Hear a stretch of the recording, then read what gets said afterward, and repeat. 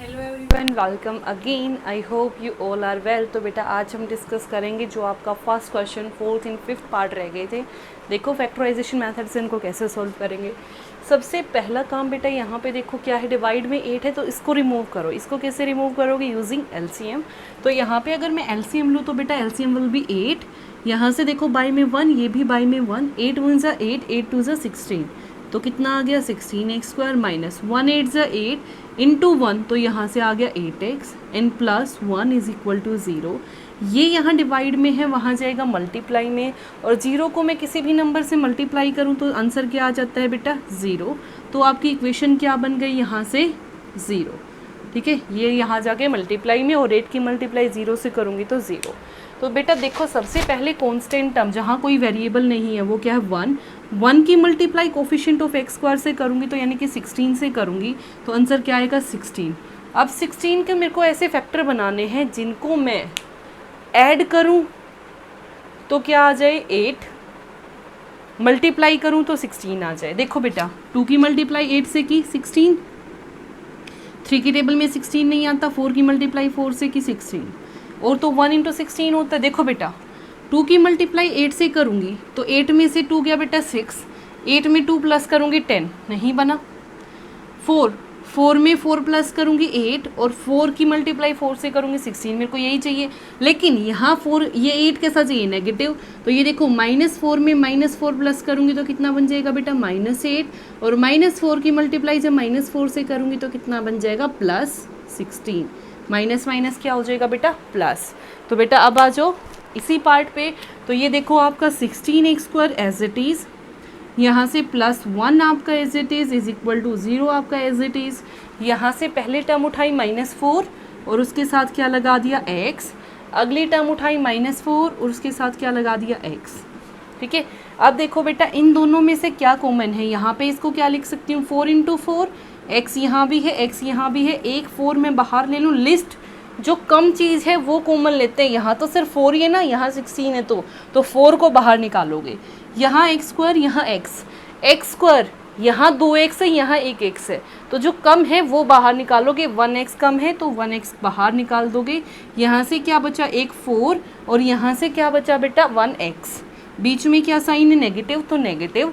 यहाँ पे देखो बेटा आपका क्या बना? 4x, 4x कंप्लीट बाहर है तो 4x 1 ज़ा 4x।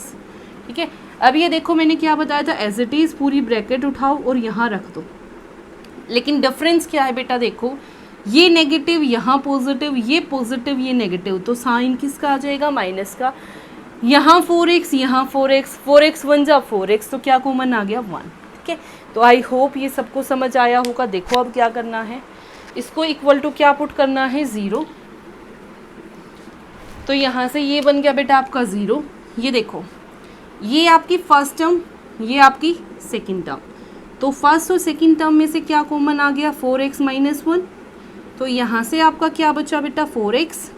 यहाँ से क्या बचा? -1। 2 का प्रोडक्ट 0 है तो इसका मतलब क्या होगा? 1 की वैल्यू 0 होगी।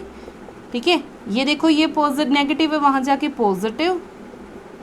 ये 4 बेटा मल्टीप्लाई में है, वहाँ जाके डिवाइड में, तो वैल्यू क्या आ गई? 1/4। सेम वैल्यू है तो यहाँ से भी क्या आ जाएगी बेटा? 1/4। तो ये था बेटा आपका फोर्थ पार्ट। अब आ जाओ फिफ्थ पार्ट पे। ठीक है, फिफ्थ पार्ट आपका क्या कह रहा है? वही कॉन्स्टेंट टर्म की मल्टीप्लाई किसके साथ? कोफिशिएंट ऑफ x², यानी कि 1 की मल्टीप्लाई 100 से करोगे तो कितना बन जाएगा? 100।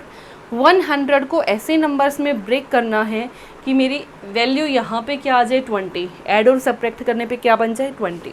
तो देखो बेटा 10 की मल्टीप्लाई 10 से करूँगी तो 100, और -10 और -10 करूँगी तो क्या बन जाएगा बेटा? -20।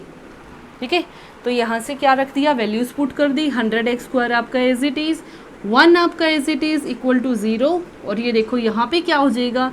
-10 के साथ भी x, अगेन दूसरे 10 के साथ भी x। यहाँ पे इसको क्या लिखा? 10 × 10।